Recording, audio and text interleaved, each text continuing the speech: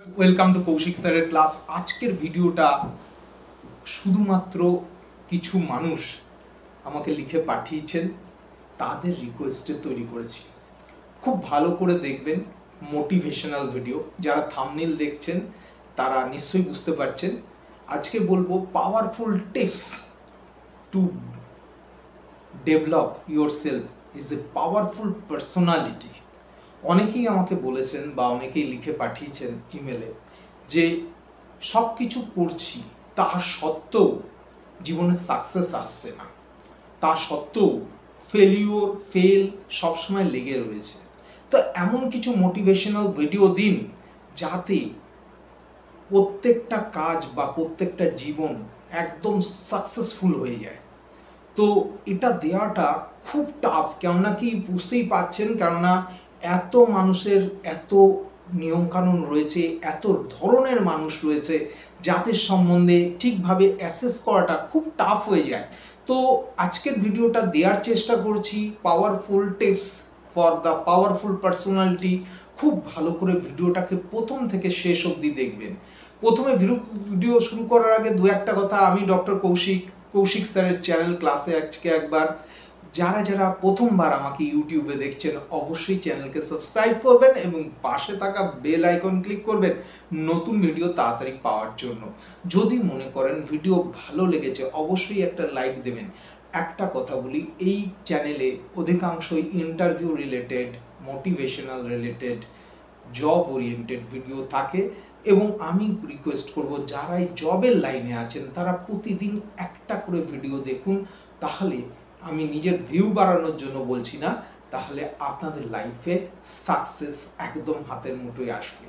আরেকটা কথা যেটা বলা দরকার সেটা হচ্ছে যারাই প্রাইভেট সেক্টরে জব করতে চান বা পার্সোনালি টিউশনস ওরিয়েন্টেড কিছু ব্যাপারে যোগাযোগ করতে চান, ডেসক্রিপশন বক্সে দেওয়া লিঙ্কের সাথে যোগাযোগ করবেন। কথা না বাড়িয়ে চলে আসি আজকের ভিডিওর মূল পর্বে, tips for develop a powerful personality. প্রথম কথাই বলি, পাওয়ারফুল পার্সোনালিটি বা জীবনে সাকসেস পেতে গেলে যেটা প্রথম দরকার, নিজের ইমোশনের উপর কন্ট্রোল রাখতে হবে। ফার্স্ট যেটা পয়েন্ট হচ্ছে কন্ট্রোল ইওর ইমোশনস, ভীষণ গুরুত্বপূর্ণ। আমরা জীবনে প্রত্যেকটা মুহূর্তে আমাদের সাথে ইমোশন জড়িয়ে আছে। আপনারা প্রত্যেকেই দেখবেন এই দুর্গাপুজো থেকে শুরু করে, কালী পুজো থেকে শুরু করে, সরস্বতী পুজো থেকে শুরু করে, জগদ্ধাত্রী পুজো থেকে শুরু করে বিভিন্ন সময় আমাদের বিভিন্ন ইমোশনস কাজ করে থাকে। আমরা দুর্গা পুজোর সময় ধরুন পরের দিনই পরীক্ষা যদি হয়, পুজোর কয়েকদিন পরে আমরা কিন্তু দুর্গা পুজো নিয়ে খুব লাফালাফি করি, মনটা ভীষণভাবে খারাপ হয়ে যায়, না পড়াশোনা করে করব, পুজো আছে। একটা জিনিস জেনে রাখবেন, বসন্ত চলিয়া যাবে আসিবে আবার, যৌবন চলিয়া যাবে আসবে না আর। পরীক্ষা যদি আপনার থেকে থাকে বা পরীক্ষার মতো কোনো ইম্পর্টেন্ট জিনিস যদি থেকে থাকে, এগুলো কিন্তু ভাইটাল। এর জন্য কোনো কিছু ইমোশনাল, দাদার বিয়ে, মামার বিয়ে, নিজের বিয়ে থেকে শুরু করে নিজের বিয়ে পর্যন্ত বলছি, তাতেও আপনি ইমোশনাল হতে পারবেন না। পরীক্ষা হচ্ছে ভাইটাল ব্যাপার।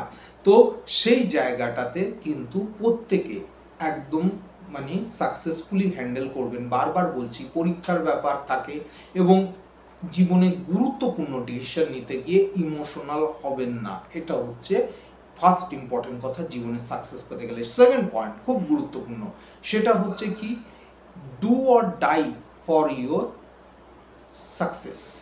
মানে কি, ডু অর ডাই মেন্টালিটি রাখতে হবে সাকসেসের জন্য। বি ক্রেজি ফর সাকসেস, জেদ প্রচণ্ড রাখতে হবে সাকসেস পাওয়ার জন্য। আপনার জেদ, আপনার ইচ্ছা আপনাকে টপ পজিশনে নিয়ে যাবে। একটা জিনিস মাথায় রাখবেন সব সময়, যদি আপনার ইচ্ছা না থাকে কোনো কিছু করতে, স্বয়ং ভগবান ছাড়া কারোর পক্ষে সম্ভব নয় আপনাকে সেই জায়গায় পৌঁছে দেওয়া। কেননা কি, আপনার মধ্যে যদি সাকসেসের খিদে না থাকে, আপনি যদি মনে করেন যে না এই পড়াটা এতর মধ্যে শেষ করব, আমাকে একটা সরকারি চাকরি পেতেই হবে, বা আমি জীবনে একটা বড় কিছু হতে চাই, আমি জীবনে একটা কিছু হতে চাই, আমার সাকসেস, আমার সব কিছু সমস্তটা নির্ভর করছে নিজের জেদের উপর, নিজের ডু আর ডাই সিচুয়েশনের উপর। আজকে একটা জিনিস চিন্তা করুন, গান্ধীজি থেকে শুরু করুন, গান্ধীজি যিনি এত নাম করা লিডার ছিলেন বা এত নাম করা, তিনি একটা জিনিস বলে গেছেন, করেঙ্গে ইয়া মারেঙ্গে। আজকে তিনি যদি চেষ্টা করেছেন, তাই জন্য আজকে তিনি ফাদার অফ দ্য নেশনস হয়েছেন, অন্য কেউ হতে পারেননি। অনেকেই অনেক রকম হয়তো কথাবার্তা বলবেন, কিন্তু তার যে আত্মত্যাগ এবং তার যে সাকসেসের প্রতি যে craziness, do or dies mentality, তাকে আজকে ফাদার অফ দ্য নেশনস তৈরি করেছেন। সুতরাং খুব গুরুত্বপূর্ণ এটা, কিন্তু ভীষণভাবে গুরুত্বপূর্ণ সাকসেস পাওয়ার জন্য। থার্ড পয়েন্টে চলে আসছি, ভীষণভাবে গুরুত্বপূর্ণ, don't believe anyone too much. আমরা যখনই কাউকে বিশ্বাস করি, অতিরিক্ত বিশ্বাস করে ফেলি। স্বয়ং বিশ্বকবি রবীন্দ্রনাথ বলেছেন, কারোর উপর বিশ্বাস হারানো পাপ। এটা একদম সঠিক কথা, কিন্তু তার মানে এই নয় যে আপনি তার উপর একদম 100% বিশ্বাস করলেন। দেখা যাচ্ছে, আপনি যদি মাইথোলজিক্যাল উদাহরণে যান, আজকে রাবণের কথা চিন্তা করুন, রামায়ণের দিকে রাবণের সঙ্গে বিশ্বাসঘাতকতা কিন্তু তার নিজের ভাই করেছিল, নইলে স্বয়ং ভগবান রামচন্দ্রকেও অনেকটা সময় লাগতো রাবণকে পরাজিত করতে। আজকে চিন্তা করুন, সিরাজদৌল্লা তার নিজস্ব লোক কিন্তু তার সাথে বিশ্বাসঘাতকতা করেছিল, যার ফলে আজকে প্রথমে বাংলা, তারপরে আমাদের টোটাল ভারতবর্ষ 200 বছরের জন্য পরাধীন হয়ে গেছিল। তো সুতরাং কারোর উপর বিশ্বাস 100% বিলিভ কিন্তু করা যাবে না। এটা হচ্ছে ব্যাপার। প্রত্যেক মুহূর্তে আপনাকে কিন্তু, আমি এটা বলছি না যে সম্পূর্ণ বিশ্বাস না করবেন না বা অবিশ্বাস করবেন, কিন্তু 100% বিলিভ করার আগে 100 বার কেন, কয়েক লক্ষ বার নয়, কোটি বার চিন্তা করবেন। এটা ছিল থার্ড পয়েন্ট। চলে আসছি চতুর্থ পয়েন্ট, ভীষণ ভীষণ গুরুত্বপূর্ণ, বি ফিয়ারলেস। বি ফিয়ারলেস মানে কি? ভয় পাবেন না, নিজের কনফিডেন্সের উপর বিশ্বাস রাখুন। কেন? পরিষ্কার কথা, আমাদের বাঙালিরা, মানে আমাদের বাঙালিরা না খুব প্রবলেমেটিক। আমরা কি প্রবলেমেটিক? ধরুন আপনি কিছু জীবনে ডেভেলপ করে ফেলছেন, আপনি কিছু জীবনে হয়ে যাচ্ছেন, সঙ্গে সঙ্গে আমার মনের মধ্যে একটা জেলাসি কাজ করবে, একটা ঈর্ষা কাজ করবে, আপনাকে পা ধরে, আপনার হাত ধরে যে কোনো অবস্থাতে আপনাকে টেনে ধরে নিচে নামাবো, এই ধরনের একটা ব্যাপার কিন্তু কাজ করে। অনেকটা সেই খেলার মতো, মানে কবাডি খেলার মতো। কবাডিতে দেখেছেন তো, টেনে ধরে রাখতে হয়, ঠিক ওই ধরনের ব্যাপারগুলো কিন্তু কাজ করে। এটা কিন্তু খুব সাবধান। আপনার বিশ্বাসের উপর, আপনার সাকসেসের উপর, আপনার কনফিডেন্সের উপর জোর রাখুন। জেনে রাখবেন, আপনি যদি সঠিক পথে এগোন, ভালো একটা কাজের দিকে এগোন, আপনাকে কিছু লোক চাইবেই আপনাকে ডাউন করার জন্য, আপনাকে ছোট করার জন্য। সুতরাং সেই জায়গাগুলো থেকে নিজেকে বাঁচিয়ে নিজের স্বপ্নের দিকে, নিজের ড্রিমের দিকে, নিজের ইচ্ছার দিকে এগিয়ে যান। এটাই। সুতরাং বি ফিয়ারলেস হওয়া ভীষণভাবে গুরুত্বপূর্ণ। তারপরেরটা খুব গুরুত্বপূর্ণ পয়েন্ট, সেটা হচ্ছে, if you want to strong, be independent, don't rely on others. আপনি যদি কোনো বিষয়ে স্ট্রং হতে চান, তাহলে নিজেকে শক্তিশালী করুন।